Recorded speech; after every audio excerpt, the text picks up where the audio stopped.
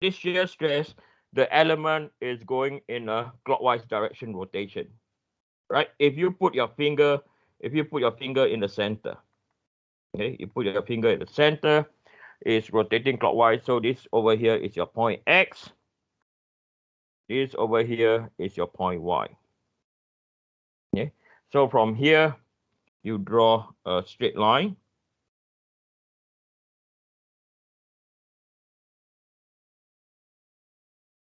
Sorry, that is not point Y, that's your point Z. I do apologize. Okay, point Z. Why that is your point Z? Because point Z has shearing stress. Okay, point Y is exactly over here. Because point Y have zero normal stress and zero shearing stress. Okay, so from here we can construct our mole circle. Okay, our mole circle. Okay, so this circle is for XY point. So I'm going to show you standard stuff as in 2D mole circle. Okay, so 2D mole circle.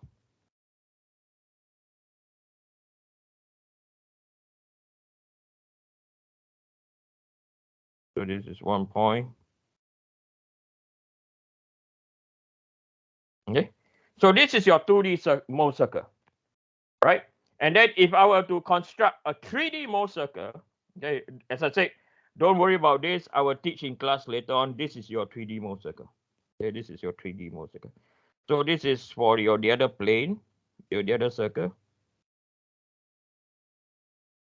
And then you have one more circle over here. Okay, so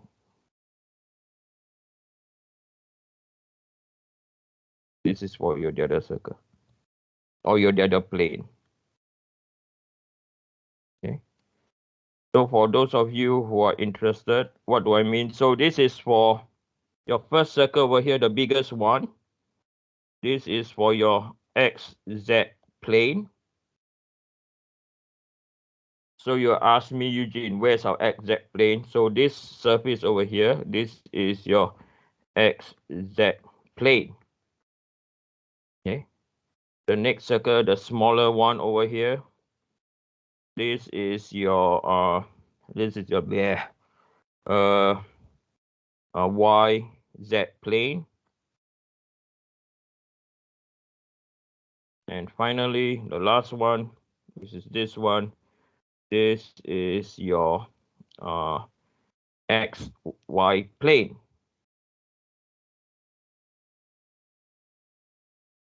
So this is your 3D mole circle.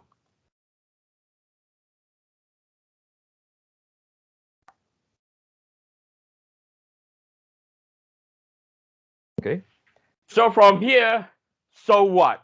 Right now we have constructed everything. So what?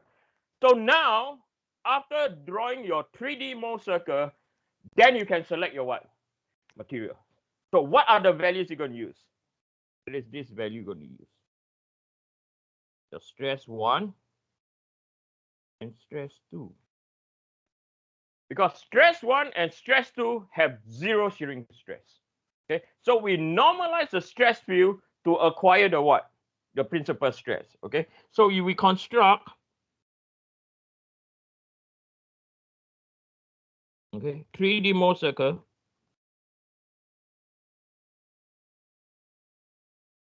To determine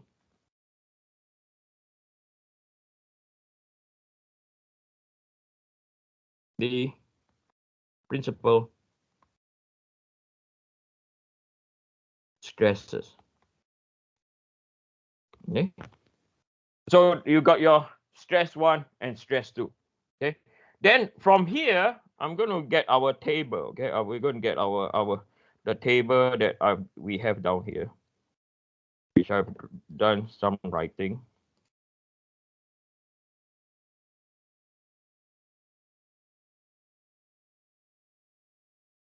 Okay.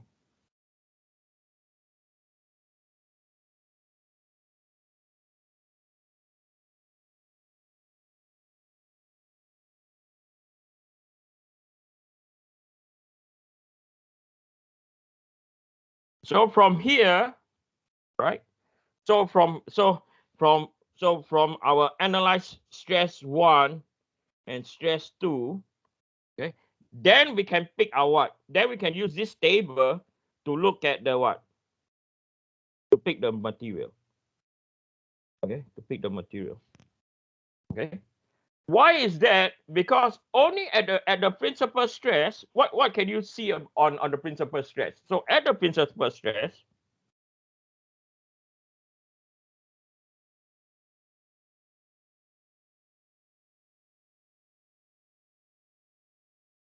points, right?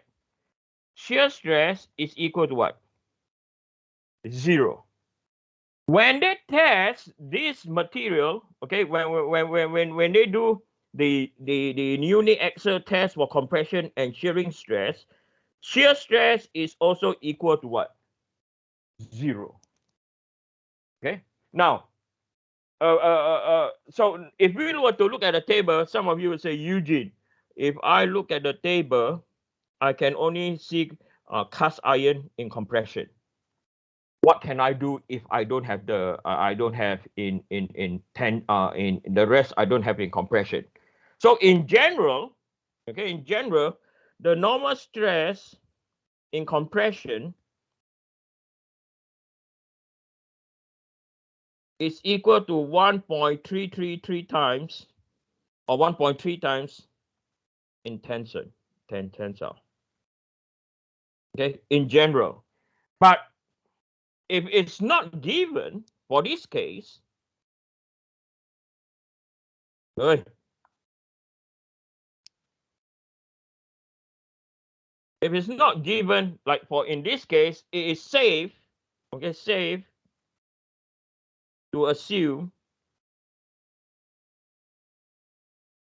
the stress in compression equal to the stress in tensile for the material property.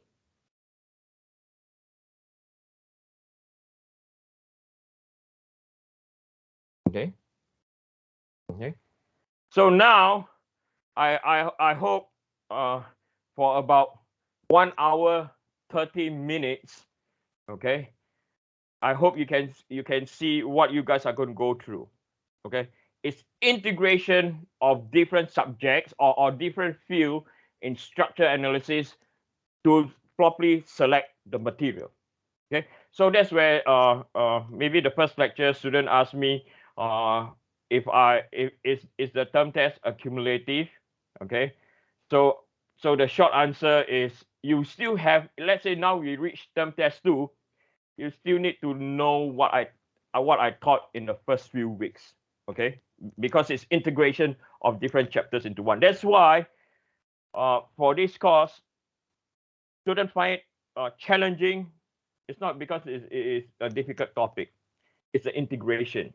Okay, so I will highly recommend that you all write summary sheet for this course. Okay, or not you'll forget. Before I go on to a topic, anyone, any question to ask, please? Anyone?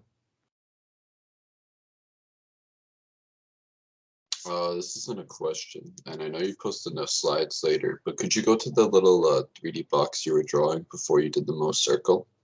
Yep. I just want to take another quick look at it. Yep. The one on the right, and okay. You said the other representation. Ah, okay, thank you. Thank you. Okay, now let's go into unsymmetrical bending. Okay. If I go on too fast and you all need me to slow down to copy some things, tell me, like just now. And I think it's a good thing. Okay, don't let me blabber on and yeah. Okay, let's look into unsymmetrical bending.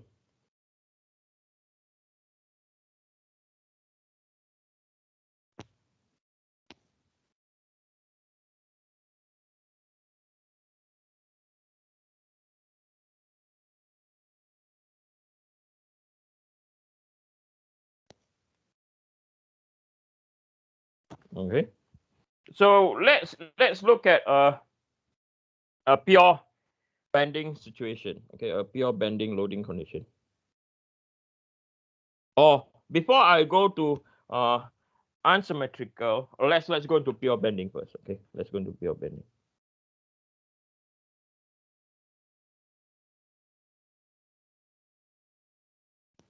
So now, if we have a structure that is simply supported, okay, so we have a beam down here, and then one end is pinned, the other end is on a roller, okay, and I'm going to call this point A, point B exactly at the center, and then point C, and then at the center we have a load known as P, okay, and then we have a distance from A to B, which is L over 2, from B to C is L over 2. Okay. So on point A, we know that if I were to draw our transformation, now this is my X and this is our Y, and using right hand rule, this is the rotation about Z. Now, it's important that when you do any analysis and calculation, you have to draw your transformation. Okay, if you don't write down your transformation, people will not know where's your X and where's your Y and where's your Z. Okay, the purpose of all this calculation is such that someone else looking at your analysis will understand what are you trying to determine. Okay, that's why you have to draw your transformation. I will deduct marks if you don't draw your transformation. Okay, you have to draw a transformation. It's good practice. So for this case, at point A, we know that X movement in X is equal to 0. Movement in Y is also equal to 0. Okay. At point C, movement of X is not equal to 0. Movement in the Y direction is equal to 0 at point C. Okay. So whenever you restrict movement, whenever you restrict movement, there is a reaction. Okay. So this is where you have your AY, and over here, this is where you have your AX. At point C, okay, over here, you only restrict movement in the Y direction, so CY. Okay, there is a reaction. Well, CX can move anywhere. Okay, so some of you will tell me, Eugene, there is no force in the X direction. You are absolutely right, but you can have some outside disturbance like temperature. Right? If it goes really cold, okay, you want it to be able to shrink. If it goes really warm, you want it to expand. So for this case, we did not consider temperature at all. Okay. So if under bending, right, we know that stress in the X direction is equal to minus mz over izz multiplied by y. Okay. Now I want to emphasize that we have to know which direction is the moment, and it's not just my over I. No, mz over izz multiplied by y. So whenever you have a moment in z direction, you take your second moment of area about izz. Okay. So stress x is equal to stress x, not equal to stress x, is the normal stress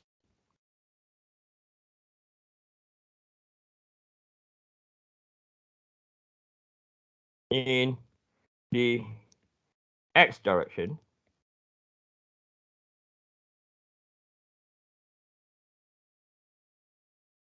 okay. Mz is the applied moment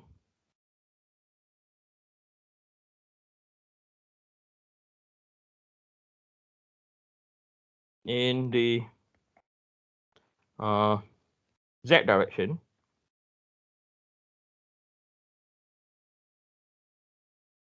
Izz is the second moment of area.